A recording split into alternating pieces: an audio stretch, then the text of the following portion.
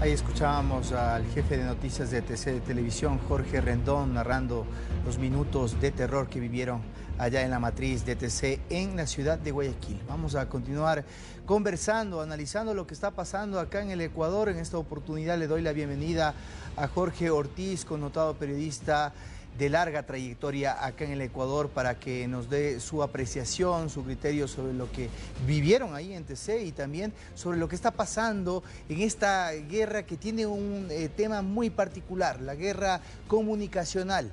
Jorge, ¿cómo estás? Buenas noches, bienvenido. Te saluda César García para la audiencia de Latinoamérica. Hola César, gracias, buenas tardes. Sí, en realidad lo que está pasando es verdaderamente grave.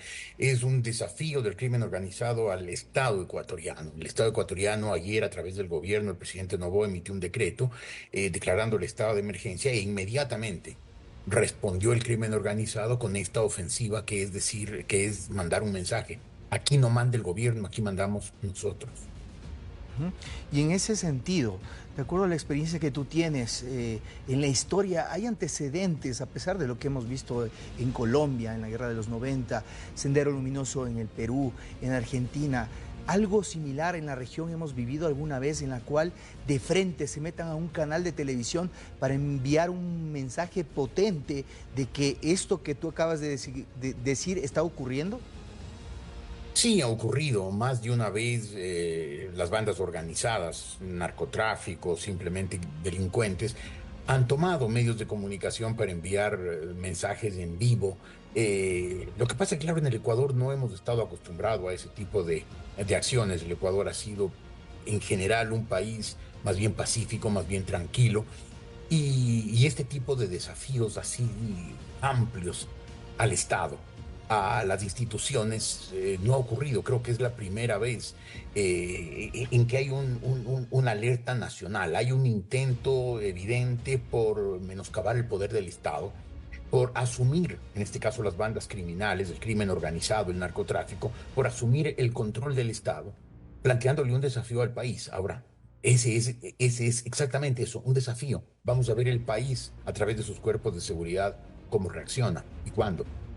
Hablaba con Patricio Carrillo y decía: lo primero es recuperar el orden público, y en ese sentido el gobierno debe emitir un mensaje totalmente contrario al que aspiran que se sientan los delincuentes. En ese sentido, lo ocurrido en la Zonal con la fuga de Fito y posteriormente lo de Colón Pico dan un mensaje totalmente contrario a lo que se esperaría: fortaleza y control del Estado.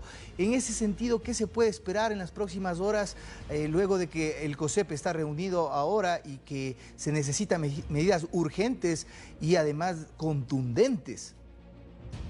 Bueno, parecería que el gobierno del presidente Noboa creyó que con dictar unos cuantos decretos bastaba: declarar el estado de emergencia, eh, restringir la circulación poniendo un toque de queda de 11 de la noche a 5 de la mañana. Creyó que eran medidas que enviaban un mensaje potente para que el crimen organizado se abstuviera de reaccionar. Y ocurrió exactamente lo contrario. No hubo un despliegue de seguridad en las calles, no se movilizaron efectivamente, suficientemente a las Fuerzas Armadas.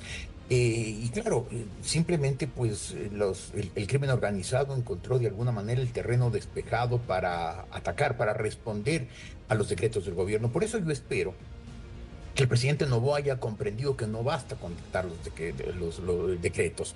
Ese es el dicho, pero hay que pasar del dicho al hecho. Y el hecho significa acciones efectivas, que la gente sienta que las Fuerzas Armadas están en la calle, que los cuerpos de seguridad están efectivamente desplegados. No van a conseguir en 24 horas detener una ofensiva delictiva y violenta como la que está soportando el Ecuador estos días, pero sí va a enviar un mensaje de tranquilidad a los ciudadanos que sintamos que el Estado no nos ha abandonado, que el Estado no se ha dado por vencido, que las Fuerzas Armadas sí están en capacidad de enfrentar este desafío. Pero para eso necesitamos acciones, necesitamos verlos en las calles, necesitamos verlos a los militares y a los policías en los lugares difíciles, en los lugares neurálgicos. No basta con dictar decretos, hay que ponerlos en práctica. Hay países con una mayor capacidad en todos los sentidos, Me refiero específicamente, por ejemplo, a México, que actualmente está sometido a los carteles de narcotraficantes y que ha tenido que convivir políticamente con lo que estos dispongan. En el Ecuador, ¿piensas que estamos en un punto de no retorno o aún estamos a tiempo de generar estrategias que impidan que crucemos ese umbral de donde ya no se puede regresar? Quiero pensar que todavía estamos a tiempo. Siento, eso sí, que la reacción del Estado ecuatoriano, de sus instituciones, no fue lo rápido, lo oportuna, lo temprana que debió haber sido.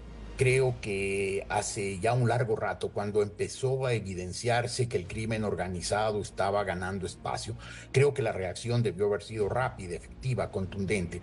Nos quedamos una vez más en decretos, en expedir decisiones políticas que supuestamente iban a servir de algo y obviamente no, se necesitan acciones.